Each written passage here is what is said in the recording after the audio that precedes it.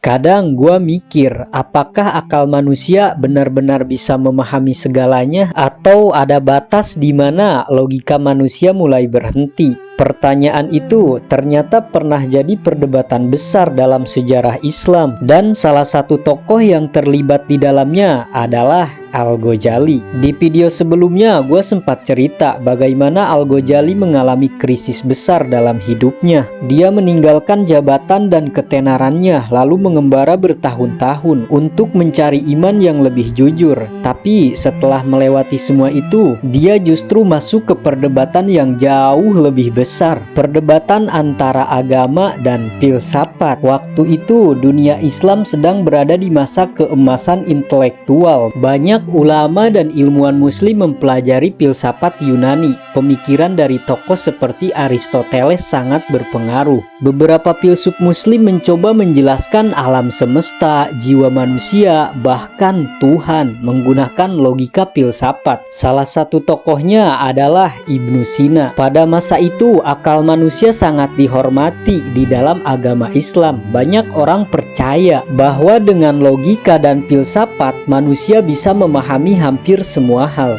Dan disinilah kegelisahan Imam Ghazali muncul. Menariknya, Al-Ghazali tidak langsung menolak filsafat. Dia justru mempelajarinya dengan sangat serius. Dia membaca karya para filsuf, menganalisis argumen mereka, memahami logika mereka. Tapi setelah mempelajari semuanya, dia sampai pada kesimpulan yang cukup mengejutkan. Menurutnya, beberapa pemikiran para filsuf mulai melangkah terlalu jauh, terlalu percaya pada akal manusia, sampai akhirnya menurut dia beberapa kesimpulan mereka justru bertentangan dengan ajaran agama. Akhirnya dia menulis sebuah buku yang sangat terkenal, namanya Tahaput al-Falasifa, yang artinya kira-kira kerancauan para filsuf. Di buku itu dia mengkritik berbagai pemikiran filsafat yang saat itu sangat dihormati. Menurutnya, akal manusia memang penting, tapi akal manusia juga punya batas. Tidak semua hal bisa dijelaskan hanya dengan logika. Buku itu mengguncang dunia intelektual Islam kala itu, karena untuk pertama kalinya seorang ulama besar secara terbuka menantang para filsuf besar. Tapi cerita ini ternyata belum selesai. Beberapa puluh tahun kemudian, seorang filsuf dari Cordoba bernama Ibnu Rus menulis balasan terhadap buku itu.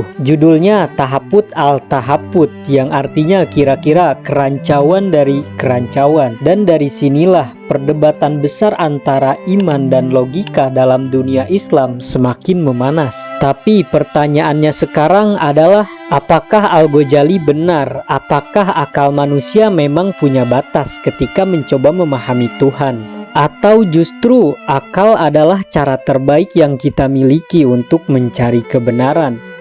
Menurut kalian, iman dan logika itu harus saling membatasi atau justru harus saling melengkapi?